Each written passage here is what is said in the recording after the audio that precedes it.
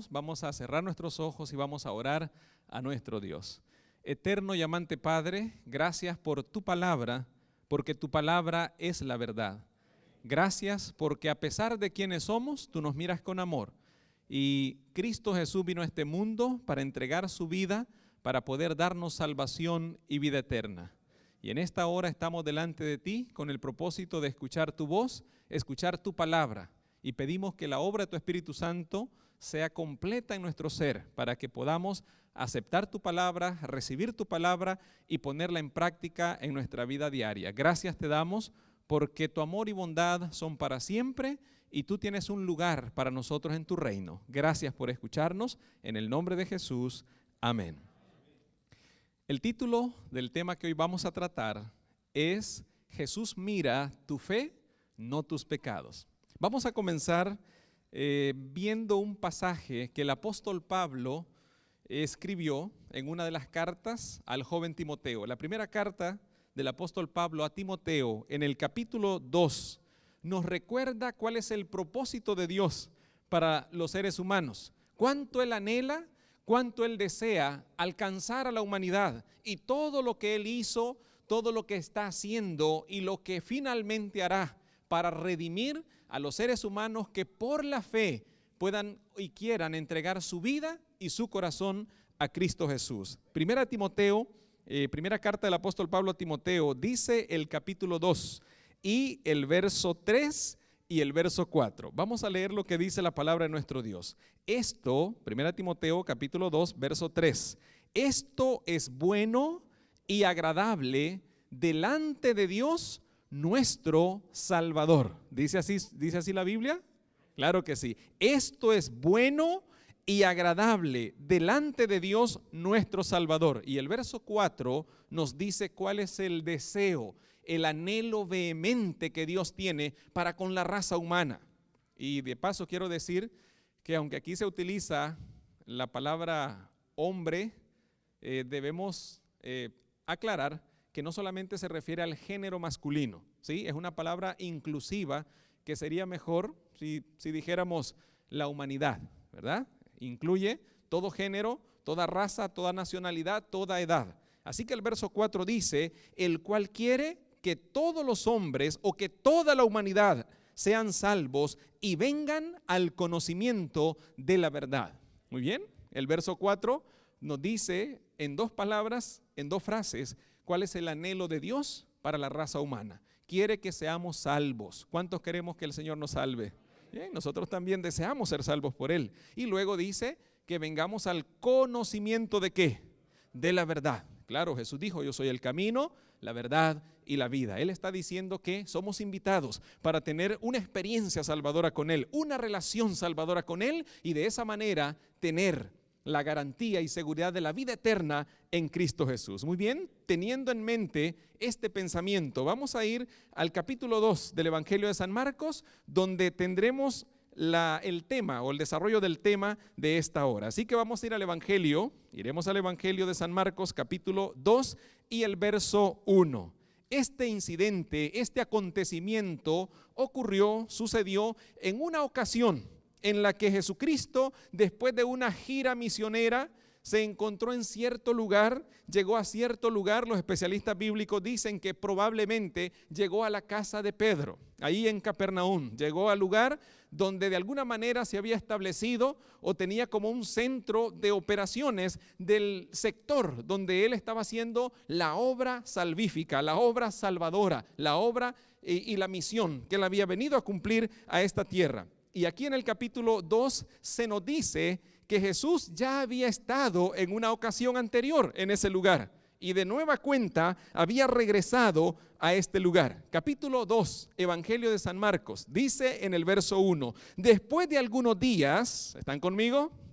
Muy bien, después de algunos días Jesús entró otra vez, ¿dónde dice? En Capernaum. Muy bien, ¿Jesús ya había estado antes en ese lugar? Claro que sí, ¿verdad? La Biblia lo dice. Él vino otra vez o entró otra vez en Capernaum. Después de algunos días, Jesús entró otra vez en Capernaum y cuando se supo que estaba en casa, ¿qué fue lo que ocurrió? Oh, inmediatamente. ¿Cuánto tiempo tardó entre el momento en que Jesús entra en la casa y la noticia se difunde de que él había regresado a Capernaum? ¿Cuánto tiempo pasó? Fue inmediatamente. Eso es lo que dice la Biblia, eso dice la palabra de Dios. La gente se daba cuenta que donde Jesús estuviera era el mejor lugar a donde podíamos ir. ¿Sí? La gente lo sabía. Así que Jesús tenía una particularidad. Aunque ahí el evangelio está comenzando, nos damos cuenta que la fama de Jesús se había extendido ya. Él no quería ser conocido por el obrador de milagros, no quería ser conocido por el que alimentaba a las multitudes. No, todo eso lo hacía por misericordia a las personas, pero más importante aún es que él quería ser conocido como el Señor y Salvador, como el Mesías, como aquel que había venido a cumplir la misión salvífica a esta tierra. Y es por eso que cuando él entra en Capernaum, la gente se da cuenta que ahí estaba. Y de paso debemos recordar que en todos los relatos que encontramos en el Nuevo Testamento, especialmente en los evangelios, nos damos cuenta que en cualquier lugar donde Jesús llegara, la Biblia dice que nadie que tuviera un encuentro personal con él seguía siendo la misma persona. Cuando alguien se encontraba con Jesús, aprendía o a amarlo o a odiarlo, o lo rechazaba o lo seguía. Las ciudades donde él pasaba no serían las mismas otra vez, porque ahí Jesús manifestaba primeramente su enseñanza y en algún momento también los milagros. Así que de alguna manera lo que Jesús hacía tocaba a las personas. Nadie que tuviera un encuentro con él seguía siendo la misma persona, o se convertía en un adversario de él o en un seguidor de él, o aprendía a amarlo o aprendía a odiarlo, pero nunca serían otra vez las mismas personas, y la gente lo sabía. En la ocasión anterior no tenemos información de qué sucedió, pero estamos seguros de que algo tuvo que haber ocurrido para que cuando él regrese, ¿verdad? Cuando él vuelve, las personas están atentas a su llegada y en el momento en que él llega, la Biblia dice que inmediatamente se juntaron muchos, una gran multitud. Y que bueno, recordemos que en esa época no contaban con los medios de difusión como ahora los tenemos, ¿no es cierto? ¿Sí? Nadie ahí regó volantes, nadie mandó por ahí un mensajito de texto a sus amigos, lo puso en algún grupo especial de alguna red social para que todos se dieran cuenta. No, pero eran muy efectivos, eran muy eficaces los medios que en aquella época había, porque sencillamente la gente se da cuenta que Jesús llega y ellos quieren ir también. Pero ¿cómo ha cambiado esa realidad con la que ahora vivimos? Parece que el nombre de Dios solamente se ha convertido en un cliché de nuestra época. Se ha convertido en algo popular, nada más. Normalmente las personas utilizamos hasta frases para saludarnos. Y el nombre de Dios para saludarnos lo podemos encontrar tal vez en la parte de atrás de algún automóvil, en algún rótulo por ahí, en alguna casa, y muchas veces lo utilizamos como un talismán, como podríamos decirlo como un amuleto, nada más. Y ya no hay una relación de un salvado con un Salvador, Cristo Jesús. Ya no hay una relación entre un servidor y un Señor, Cristo Jesús. Normalmente tenemos a Jesús como un cliché nada más, como algo que está de moda. Y claro, en la actualidad las personas aceptan que Dios existe, aceptan que Dios puede salvarnos, aceptan que vivir en Cristo es la mejor manera de vivir, pero las circunstancias de la vida y ciertas decisiones que tomamos nos dejan un poco apartados de esa realidad. Y entonces ya no es una vivencia en nuestra experiencia personal. Pero el propósito de Jesús al venir a este mundo fue acercarse lo más que se pudo a la humanidad, acercarse, mostrar el amor del Padre para la humanidad y por sobre todas las cosas pagar la deuda que se había adquirido a través de toda la historia, la deuda de pecado. Y Él vino para poder pagar. Y como dice la palabra, que Él vino también a buscar y a salvar lo que se había perdido. Él sabía con quién se iba a encontrar, con una generación perdida. Él sabía que venía para encontrarse en medio de una humanidad perdida, una humanidad extraviada, una humanidad necesitada de la gracia de Dios. Y Él vino para ser nuestro Salvador, el Dios con nosotros. Y la Biblia dice que cuando Jesús llega a ese lugar, a Capernaum. Y como ya lo dije, algunos especialistas bíblicos dicen que probablemente llegó a la casa de Pedro, ¿sí? Y entonces el texto en el verso 2 dice: e inmediatamente se juntaron muchos de tal manera que ya no cabían ni aún a donde dice, ni aún a la puerta, ¿sí? Si tomamos en cuenta que las casas pues no eran tan grandes de esa época, las casas en Palestina en el siglo I de la era cristiana, así que las primeras personas que llegaron ocuparon los mejores lugares y se pusieron ahí lo más cerca que pudieron de Jesús, y finalmente el lugar se llenó, no más, ya no había espacio para nada más. Así que probablemente hasta ellos aprendieron a respirar en turnos para que pudieran estar todos ahí, muy pegados el uno al otro. Claro, el versículo 2 termina diciendo que ya no cabían ni aún a la puerta. Cuando la gente llegó, Jesús se dispuso a darles lo que necesitaban, ¿sí? ¿Qué era lo que ellos necesitaban? Oh, la palabra, porque la palabra de Dios es viva y eficaz. Jesús dijo: las palabras que yo os he hablado son espíritu y son vida. Y es lo que nosotros necesitamos, palabra viva, palabra de Dios. Así que la gente llegó y Jesús se da cuenta que esta multitud que le estaba buscando, la mayor necesidad que tenían era de conocer la palabra viva. Jesús es la palabra encarnada, ¿sí? La palabra encarnada, y la palabra encarnada le estaba presentando la palabra viva, las palabras de vida eterna. Así que la Biblia dice que les predicaba la palabra.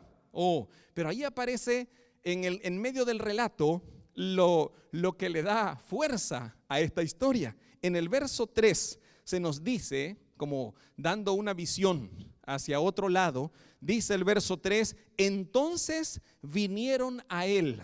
Y eso es muy bueno, vinieron a él. Aunque vino una gran multitud, aunque llegaron muchas personas, seguramente de diversos lugares, algunos tal vez estaban terminando su trabajo, dejaron ahí su descanso de la tarde y tuvieron que venir porque escucharon que Jesús había venido. Otro tal vez estaba descansando en su hamaca probablemente, ¿verdad? Y dejó su descanso, dijo: yo voy. Otro tal vez se disponía a comer y dijo: no, esto no puede esperar, yo dejo mi comida y voy en busca de Jesús. Pero habían 4 personas que no se dirigieron directamente hacia donde Jesús estaba. Hay 4 personas que pensaron antes en uno que estaba más necesitado que ellos. Normalmente todos llegaron a donde Jesús estaba. Normalmente cada uno tomó su camino para ir y encontrarse con Jesús. Pero hubo 4 personas, según el relato bíblico, que se encaminaron en otra dirección para buscar a una persona que estaba aún más necesitada que ellos. Y no solo necesitada, sino imposibilitada de llegar a Jesús por sus propios medios. Así que la Biblia nos dice que para cuando estas personas terminaron de convencer a su amigo, que estaba tal vez, la Biblia dice que estaba paralítico, tal vez tetrapléjico, cuadrapléjico, no sabemos, él no podía moverse por sí mismo, la única forma de moverlo era sobre una camilla y cargado por 4. Eso es lo que dice el versículo 3, que cuando ellos llegaron ya no había espacio. Todos los lugares estaban ocupados. Ya no había lugar ni siquiera para que alguien pudiera entrar. Y el versículo 3 dice: entonces vinieron a él unos trayendo un paralítico que era cargado por 4. ¿Era cargado por cuántos? Por 4. Y en este relato, si hay algo que se resalta, es que cuando nosotros queremos, tenemos la intención, tenemos la iniciativa, la idea de encontrarnos con Jesús, siempre vamos a encontrar más de algún impedimento. ¿Escucharon bien? Más de un impedimento, más de algún obstáculo. ¿Quién ha dicho que cuando queremos encontrarnos con Cristo encontraremos un lecho de rosas o un camino allanado? Eso no, porque Satanás se propone día con día apartarnos del Señor. ¿Sí? Él inventa cosas para que nosotros podamos desviarnos del camino, para que no nos encontremos con Jesús, para que no tengamos el mayor privilegio que el ser humano puede tener, que es encontrarse con su Salvador, tener una relación personal con su Señor, y eso garantiza la salvación y la vida eterna para honra y gloria de Dios. Así que estos amigos fueron Probablemente este paralítico no se sentía cómodo, porque en aquella época había al menos 3 enfermedades que se consideraban como una maldición directa de Dios. Tanto así que se creía que las personas habían nacido con un pecado original. Y una de ellas era la lepra, ¿verdad? Símbolo por excelencia del pecado, la lepra. Otra enfermedad, la parálisis, ¿verdad? Y con esa estaba casi a la par la ceguera, porque los discípulos le preguntaron a Jesús, ¿quién pecó, este o sus padres, para que haya nacido ciego? Y lo otro era pues normalmente el flujo de sangre en una mujer, ¿verdad? Así que las enfermedades eran consideradas como una maldición directa de parte de Dios. ¿Cómo se sentía este hombre? Aparte de que la sociedad le había excluido, porque lo más seguro es que sus padres ya no eran responsables de él, ¿sí? Había sido abandonado en algún lugar donde los enfermos se reunían para vivir de la caridad de los que llegaban a ciertos lugares. En Palestina había muchos lugares, así como había un leprosario donde iban las personas a morir allá que tenían lepra, pues habían ciertos lugares como el estanque, ¿verdad?, de Siloé y otros lugares donde se reunían las personas para poder vivir de la caridad, porque eran personas abandonadas por la familia, excluidas por la sociedad y religiosa y ceremonialmente también estaban excluidas, así que no tenían ninguna oportunidad. Pero había 4 amigos que se interesaron por el bienestar de esta persona. Aunque ellos no le podían ofrecer nada, le dieron todo lo que podían darle, y era darle transporte hacia el lugar donde Jesús se encontraba. Y yo quiero decirles que normalmente habrá muchas personas que la única forma en que vendrán a Jesús es que alguien los traiga. ¿Escucharon bien? La única manera en que ellos van a venir es que alguien vaya y los busque y los traiga. Y a mí me llama la atención cómo es que este hombre se encuentra con su primer impedimento. ¿Cuál era su primer impedimento? No podía ¿qué? No podía caminar. Pero qué bonito que aun cuando él no podía usar sus 2 pies, pues el Señor le proveyó ¿de cuántos pies? De 8 pies. Y yo digo, gloria a Dios. Aquí aparece, hermanos y amigos, el primer 4x4 de la historia. ¿Ah? No podía venir caminando, pero la Biblia dice que ahí venía, ¿verdad? En un 4x4. Y se detuvo en la misma puerta. Ya no podían avanzar, lógicamente, ¿verdad? Ellos ocupaban un espacio grande, no podían pasar en medio de la multitud. Así que el primer impedimento, pues fue enormemente superado, ¿no es cierto?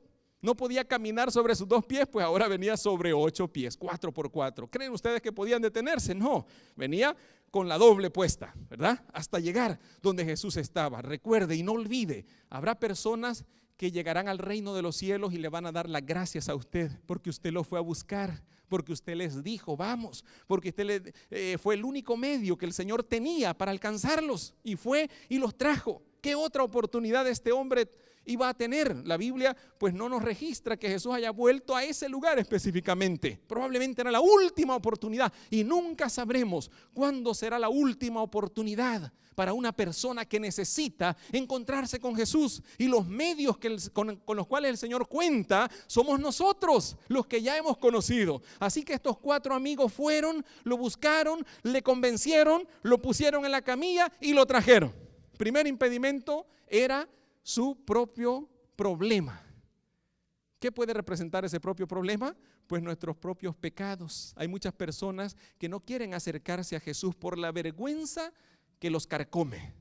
Se sienten tan pecaminosos, tan indignos, tan viles y miserables que dicen, no, tú no sabes quién soy yo no merezco ser salvo, no merezco ni siquiera acercarme a Jesús. Y probablemente alguna frase de estas mencionó este hombre, pero sus amigos le convencieron, pues no importa, no sabemos que Jesús haya rechazado a alguien. En realidad le hemos escuchado decir, al que a mí viene, no le echo fuera. Así que Él no te va a rechazar, Él te va a aceptar, Él te dará la bienvenida. Y lo convencieron y lo trajeron. Pero ahora había un segundo impedimento. Y quiero adelantarles que en los relatos bíblicos donde encontramos alguna multitud, normalmente la multitud está haciendo un solo trabajo: estorbando. Donde usted encuentre a Jesús, recuerden por ejemplo a Zaqueo, ¿verdad? Dice que Zaqueo, aparte de que tenía una baja estatura, que no le ayudaba mucho, ¿verdad? Dice que no podía acercarse a Jesús a causa de su baja estatura y a causa de ¿qué? De la multitud. ¿Sí? Cuando Jairo llama a Jesús, dice que no podía avanzar a causa de ¿qué? De la multitud. Normalmente la multitud aparece ¿qué? Estropeando, aparece estorbando, aparece impidiendo la obra que Dios quiere hacer. ¿Qué podría representar esa multitud? Normalmente pueden ser los prejuicios o los problemas que las personas tienen. Y aquí es bueno que recordemos un concepto que hay que enmarcarlo, ¿verdad? Las personas creen que deben resolver sus problemas primero para venir a Jesús. Pero la Biblia nos enseña que si queremos resolver nuestros problemas, debemos venir primero a Jesús para resolver nuestros problemas. No debemos resolver nuestros problemas para venir a Jesús. Hay otras personas que creen que deben abandonar el pecado para venir a Jesús, pero la Biblia nos enseña que debemos venir a Jesús si queremos abandonar el pecado. ¿Sí? Porque Jesús es el que hace el milagro de perdonar nuestros pecados y de ayudarnos a solucionar nuestros problemas. Así que ni debemos solucionar nuestros problemas para venir a Jesús, ni debemos abandonar el pecado para venir a Jesús. Debemos venir a Jesús si queremos resolver los problemas y por sobre todas las cosas, si queremos abandonar el pecado. Así que estos 4 amigos con el paralítico se encontraron en la puerta con ese problema, la multitud que les estorbaba el avance, que les estorbaba el paso firme que ellos traían. Sí, normalmente el diablo nos va a rodear de problemas y cuando nosotros creemos, no, yo solo resuelvo esta situación y después me entrego a Jesús, solamente resuelvo esto y yo voy a seguir a Jesús. El diablo ya se habrá encargado de fabricar, si nosotros solucionamos un problema, él se habrá encargado de ponernos 5 o 10 problemas más. Así que mientras estemos en esta tierra, no lo olvide, siempre llevaremos problemas a cuestas. La diferencia es quién va con nosotros. Jesús dijo, en el mundo, ¿qué dijo? Tendréis aflicción, pero confiad, yo he vencido al mundo. Y por eso el apóstol dice que en Cristo somos más que vencedores. Claro, obstáculos siempre los tendremos. La diferencia es quién va con nosotros para afrontar las situaciones que tenemos que afrontar en esta vida. El versículo 3, entonces vinieron a él y termina con la frase, ¿verdad? Que venían cargados por 4. Versículo 4 dice, y como no podían, ¿cómo dice? No podían, no estaba en la facultad de ellos, no podían acercarse a él a causa de ¿qué dice? De la multitud. ¿Sí? Bueno, se encontraron con este problema, no podían pasar en medio de la multitud, tomaron una decisión. El primer impedimento del paralítico era su condición, pero sus amigos le trajeron. El segundo impedimento era la multitud, que puede representar cualquier cosa en nuestra vida, prejuicios, ¿verdad? Porque hay muchas personas también que al enfocarse en los defectos de los cristianos, eso sirve como un impedimento para no acercarse a Jesús. Y algunos dicen, pues yo para ser como él, como ella, pues yo mejor me quedo acá, ¿verdad? Pero no olvidemos que nuestra mirada debe estar puesta en Jesús, el autor y consumador de nuestra fe. Esa es la invitación que hace el apóstol Pablo. Y no podemos juzgar ni debemos juzgar la obra transformadora que Cristo está haciendo en aquellos que por la fe se han acercado a Jesús. La obra transformadora que Él está haciendo. Y entonces el versículo 4 dice, no podían acercarse a Él a causa de la multitud. Como no podían pasar la multitud, ¿qué fue lo que hicieron? Subieron, ¿verdad? Se sobrepusieron a la multitud. No podían pasar en medio, pues pasaron por encima. Eso dice la Biblia. Así que subieron al techo, ¿no es cierto? Subieron al techo, pero al subir al techo había un tercer problema. ¿Cuál era el tercer problema? ¿Qué es lo que había ahí? ¿Había alguna entrada especial? No, no la había. Y si tomamos en cuenta que normalmente las casas en Palestina contaban con alguna terraza, ¿sí? Un pueblo agrícola, ahí ponían a secar el grano, o si estaba cerca del mar, pues era un lugar donde ponían a secar el pescado también. Así que ellos necesitaban una terraza y esas terrazas estaban formadas de tal manera que podían medir podría ser en pies, podría ser un pie o un poquito más, ¿verdad? Eran gruesas, tenían ahí un armazón de madera, tenían piedras, barro y unas baldosas que ponían al final, allá arriba. Así que ellos llegaron, no sabemos de dónde tomaron herramientas, pero dijeron, Jesús puede estar más o menos por este lugar. Sí, por aquí está predicando Jesús. Y tenían que abrir un espacio donde pudieran bajar al paralítico, no de manera vertical, sino acostado. Así que trabajaron en segundos, ¿sí?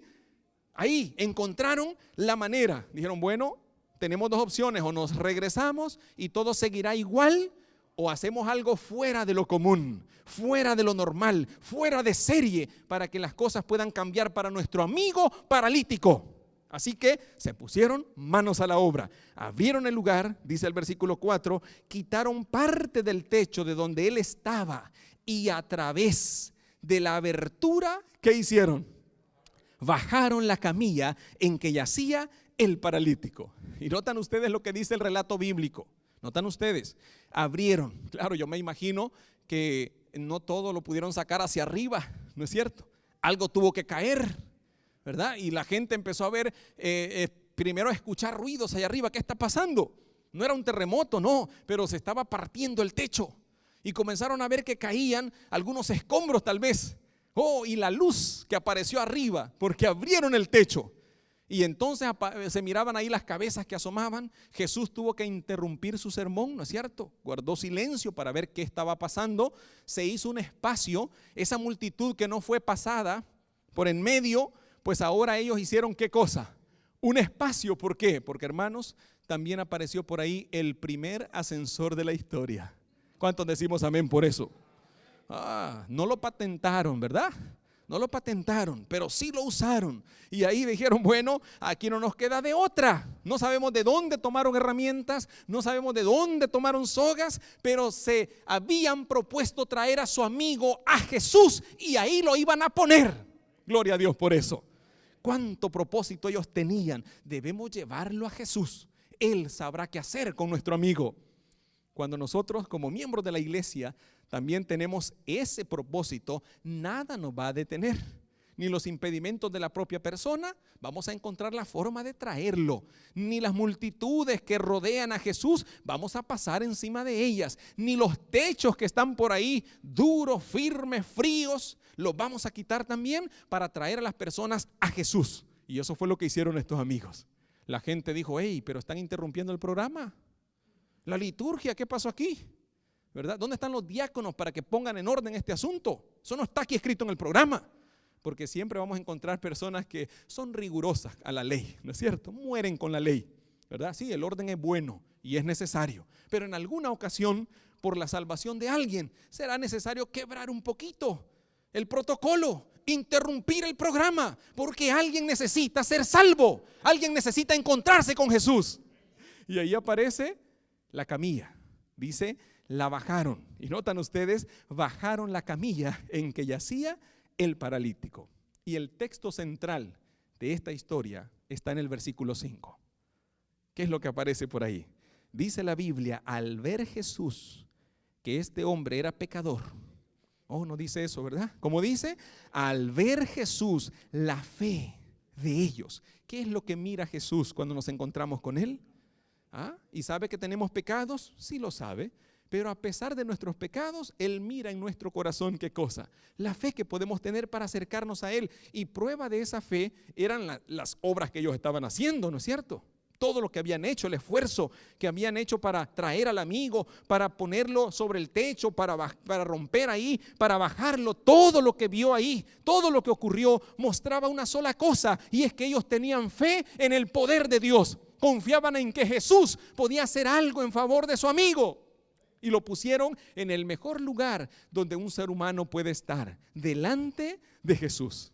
Y dice el texto sagrado en el verso 5, al ver Jesús, la fe de ellos dijo al paralítico. ¿Qué le dijo al paralítico? Hijo.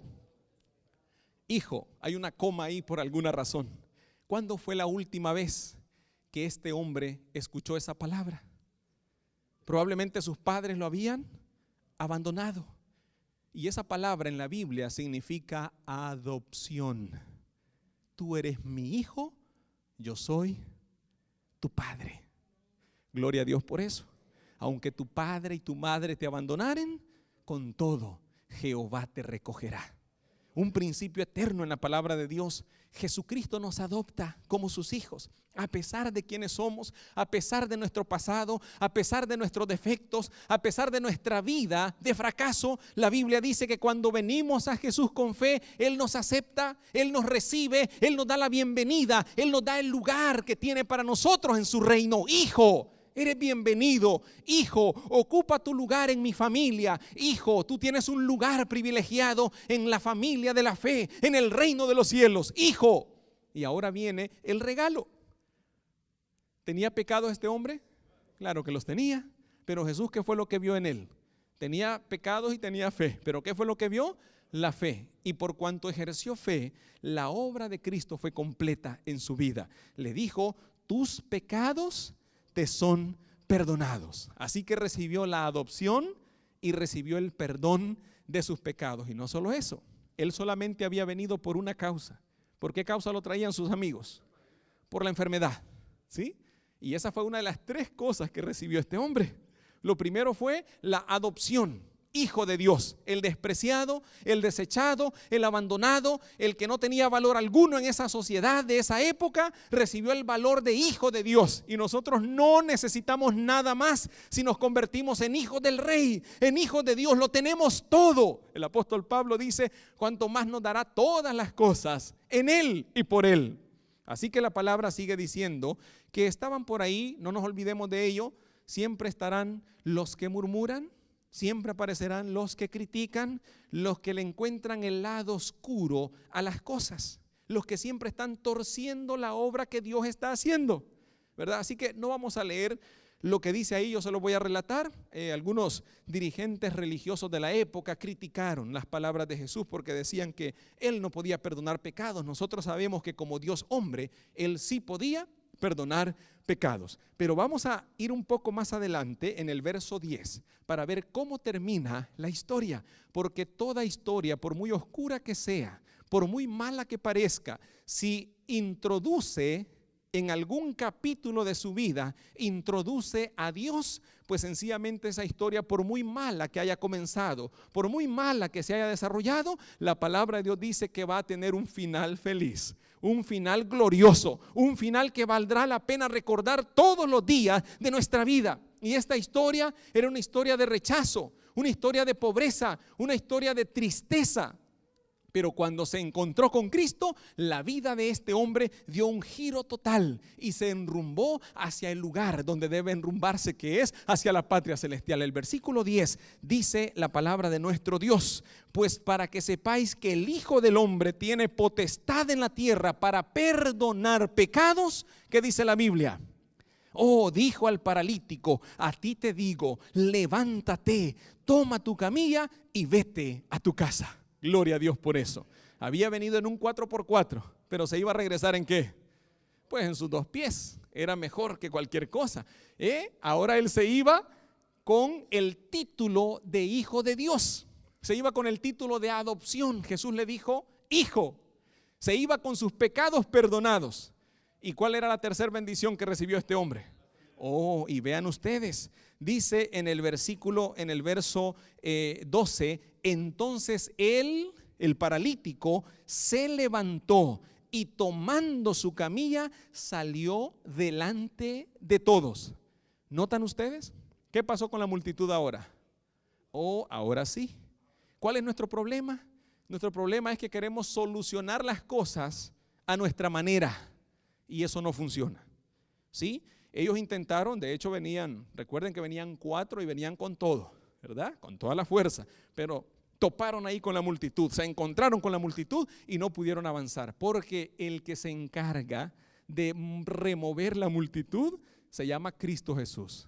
Hasta que se encontraron con Cristo, entonces la multitud se removió. Los problemas serán removidos hasta que nos encontremos ¿con quién? Con Cristo. ¿Sí? Ahora dice la Biblia que este hombre se levanta, toma su camilla, la pone en su hombro y dice, salió delante de todos, de manera que todos se asombraron y glorificaron a Dios, diciendo, nunca hemos visto tal cosa. ¿Cuántos decimos amén por eso? Gloria a Dios por eso. El que cambia el panorama de nuestra historia se llama Cristo Jesús. Cuando nos encontramos con Él, cuando venimos a Él, la historia puede cambiar. No importa cuál haya sido nuestro pasado, cuál haya sido la trayectoria de nuestra vida, los errores que hemos cometido, los defectos que cargamos. Si en algún momento de nuestra vida decidimos acercarnos a Cristo con fe, Él está dispuesto a obrar de la misma forma que obró en favor de este paralítico, dándonos la adopción, ¿qué más? El perdón de nuestros pecados, y finalmente dice la Biblia que le solucionó el problema de su enfermedad, le dio la sanidad. Así que este hombre venía por una cosa, pero realmente la Biblia dice que recibió 3 cosas, y recibió lo más importante, lo primero y lo mejor, que fue la salvación en Cristo Jesús. En esta noche el Señor Jesucristo también se propone hacer un clic en nuestra vida, hacer un cambio, cambiar el rumbo de la historia que hasta hoy nosotros estamos escribiendo. Es probable que en nuestro pasado hayamos tomado malas decisiones, que nos tienen en una situación que no es la mejor, que estamos en alguna situación en la que no queremos estar, no quisiéramos estar en esta condición, en esta situación, pero la palabra de Dios nos dice que si venimos a Jesús podemos recibir la salvación y la vida eterna. Y en esta hora el Señor nos invita para que podamos tener un nuevo comienzo en Él. No importa cuál sea nuestra enfermedad espiritual, no importa cuáles sean las multitudes que nos impiden avanzar, no importa cuáles sean los resentimientos, los rencores, los sentimientos de culpa que estemos cargando hasta este momento. El Señor se propone obrar en nuestro favor. Él se propone darnos un nuevo comienzo, una nueva oportunidad, una página en blanco para que comencemos a escribir una historia diferente que va a culminar cuando Cristo venga por segunda vez y nos dé, como dice el apóstol Pablo, la corona de la vida. En esta noche, antes de concluir, yo quisiera invitar a todos aquellos que quisiéramos decirle: Señor, toma mi parálisis, toma mis pecados, toma mis fracasos pasados, toma mi sentimiento de culpa, toma todos mis pecados, y yo quiero en tu nombre comenzar de nuevo, tener una nueva oportunidad, recibir una página en blanco, recibir tu invitación de tener un nuevo comienzo, una nueva oportunidad en Cristo Jesús. Yo quisiera invitar en esta noche a todos aquellos que por la gracia de Dios quisiéramos decirle: Señor, yo quiero comenzar de nuevo en tu nombre. Gloria a Dios por eso, gloria a Dios, porque el Señor hoy nos invita para que podamos comenzar de nuevo, para tener una nueva oportunidad, para decirle: Señor, yo no puedo mover las multitudes, pero tú puedes. Recuerden, hay que venir a Jesús si queremos solucionar nuestros problemas, y por sobre todas las cosas, si queremos abandonar el pecado, si queremos que Él nos dé una vida victoriosa. Únicamente con un encuentro personal con Cristo es posible ser victoriosos en Él. Y la respuesta de todos los que nos conocen y de todos los que nos rodean será: nunca hemos visto tal cosa. Cosas maravillosas el Señor hará en nuestra vida, cosas maravillosas hará por nuestro medio, para que su nombre sea glorificado. Vamos a orar para concluir en esta noche. Eterno y amante Padre, en esta noche damos honra y gloria a ti, porque a pesar de quienes somos, tú nos miras con amor. Gracias, Padre, porque a través de tu palabra hemos recordado que no importa nuestra condición, no importa nuestra situación, no importa nuestra vida, no importa nuestros fracasos pasados, si venimos a ti con fe, Jesús mira nuestra fe y perdona nuestros pecados para darnos un nuevo comienzo y una nueva oportunidad de comenzar con Él. Nuestro Padre, en esta hora gracias te damos porque el sacrificio de Cristo en la cruz ha hecho posible el perdón de nuestros pecados, la salvación y la vida eterna. En esta hora suplicamos que tomes nuestra vida, que tu manto de justicia sea puesta en la vida de cada uno de nosotros y que nuestros pecados sean perdonados, que nuestros corazones sean purificados y limpiados para que tu nombre sea glorificado. Y confiando no en los méritos nuestros, sino en los méritos de Cristo Jesús, confiamos en que nuestros pecados han sido perdonados y que tú has tomado, Señor, toda nuestra culpabilidad, todos nuestros fracasos pasados y también nuestros problemas, y tú nos darás una salida para que tu nombre sea glorificado. Padre, perdona nuestros pecados y que el poder de tu Espíritu Santo haga la obra regeneradora y transformadora en nuestra vida, de tal manera que vivamos para el reino reino de los cielos. Gracias porque podemos confiar en tu amor, en tu misericordia y en tu bondad. Y permítenos que también, Padre, mañana podamos estar en este lugar para escuchar tu palabra y permitir que el poder de tu Espíritu obre en nuestro favor. Gracias porque nos amas con amor eterno. Todo lo pedimos y agradecemos en el nombre que está sobre todo nombre, en el nombre de Cristo Jesús. Amén. Amén.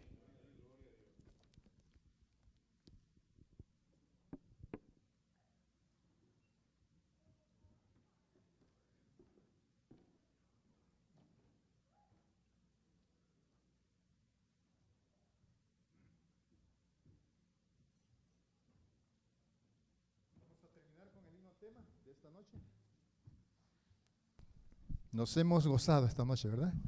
Gloria a Dios. Vamos a terminar con este himno.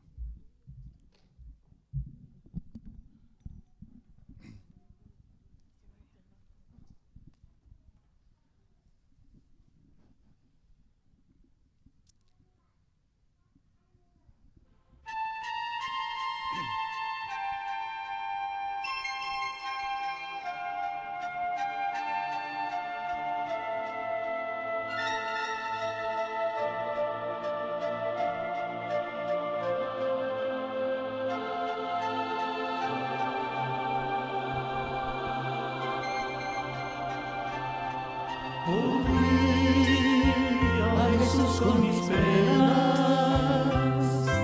y Él me libró de cadenas.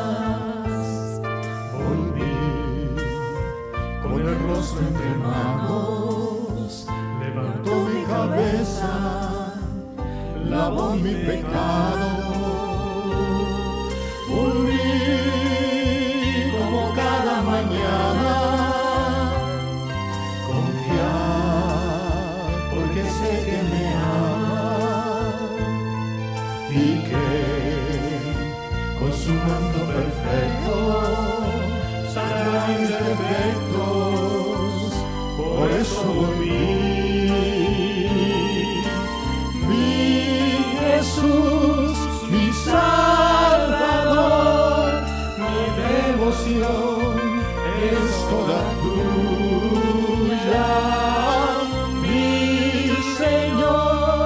Mi Redentor, a ti te entrego hoy el corazón.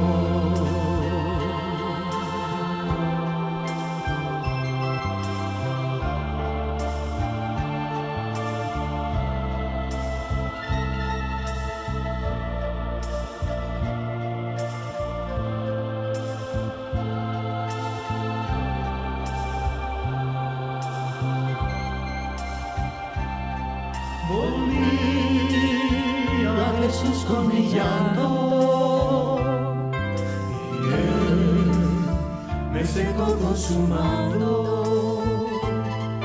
Volví con la frente inclinada, levantó mi cabeza, lavó mi pecado. Volví como cada mañana, porque sé que me ama y que con su manto perfecto sanará mis defectos. Por eso volví.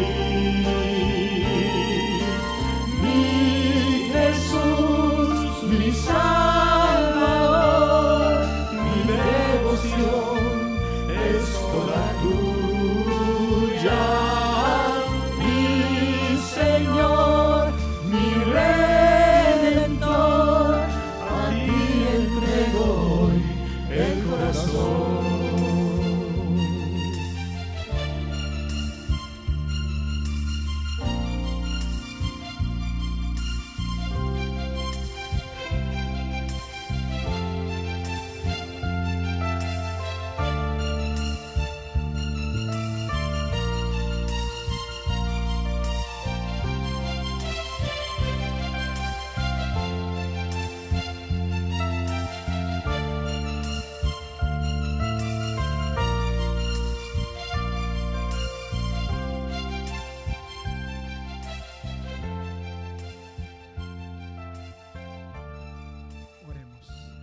Señor y Padre nuestro, muchas gracias por habernos hablado de nuevo a nuestro corazón. Gracias porque has determinado salvarnos a todos. Al regresar a nuestros hogares, suplicamos que tu bendición, tu protección esté con cada uno de nosotros. En el nombre de Jesús oramos. Amén. Mañana a las 7:30 continuamos.